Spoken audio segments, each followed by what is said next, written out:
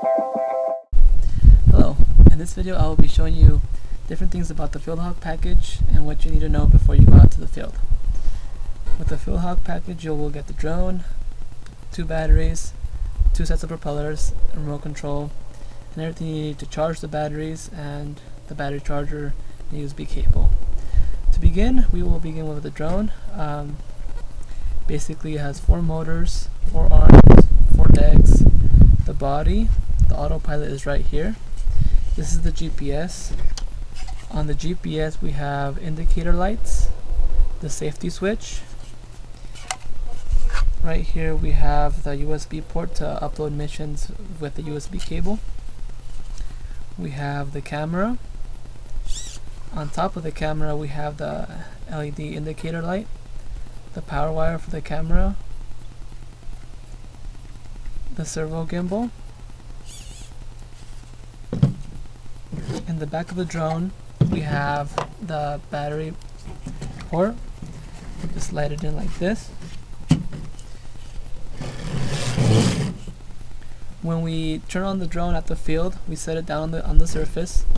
We slide in the battery and then we plug it in. After we plug it in, we look at these lights. Yellow means that it's not ready. Then the flashing blue and red means that it's calibrating level. So when it's doing that, it needs to be perfectly still, like on the ground. The next thing we would do is we would install the propellers. With the package, you get 2 silver ones and 2 black ones. These silver ones only go on 2 motors, and the black ones only go on 2 motors. They are threaded counterclockwise and clockwise, so you can't mix them up. So the silver one goes on the front right, and back left. To tighten them, you can look on here and there will be a little symbol on how to tighten. And you can always, what I always do is look at the leading edge, which is this leading edge right here, and just push on it. So for example, this propeller goes on the back right, and then I'll just push on this leading edge, so and now it's tight. I'll do the same for this side. Now the drone is ready to go, so we can turn on the remote. Welcome to OpenTX. This is an older version of the remote. So with all the remotes we like to have our switches forward and down. Here we have the throttle stick, directional stick. On these silver remotes, the flight mode switch is this switch right here. All the way forward is loiter mode, in the middle is RTL, and then the top is auto mode. Then right here on these older remotes we also had an emergency motor stop, in case you ever needed to stop the motors. I'm gonna go ahead and turn this off. Notice how the drone didn't like that, and it goes back to the yellow lights to say that it's not ready. Now we have this white remote. Turn on, we press the center button. The flight modes for this one are this stick. Forward is loiter, middle is RTL, back is auto.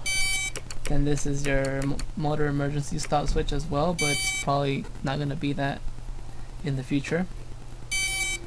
Then we have the throttle stick and the directional stick. To turn this one off, you just press and hold the power button for about 2 seconds and then it shuts off.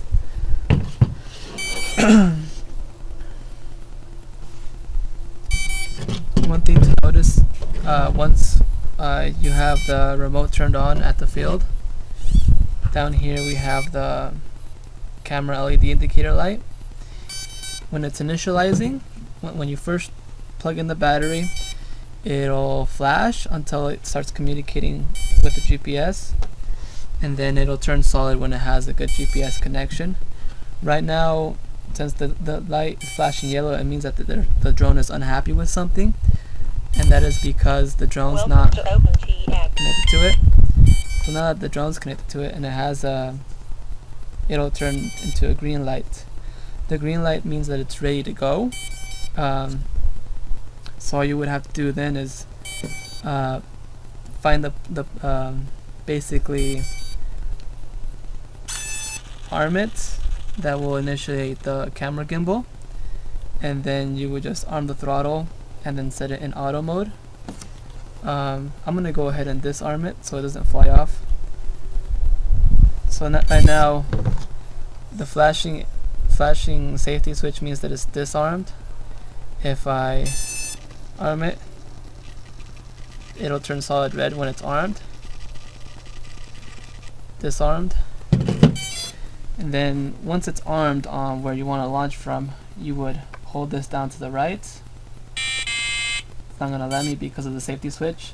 That would initiate the motors, and then you would set it into auto mode and then raise the throttle, and the drone would take off. And then you would just keep a line of sight with it at all times, and then let it come back and land.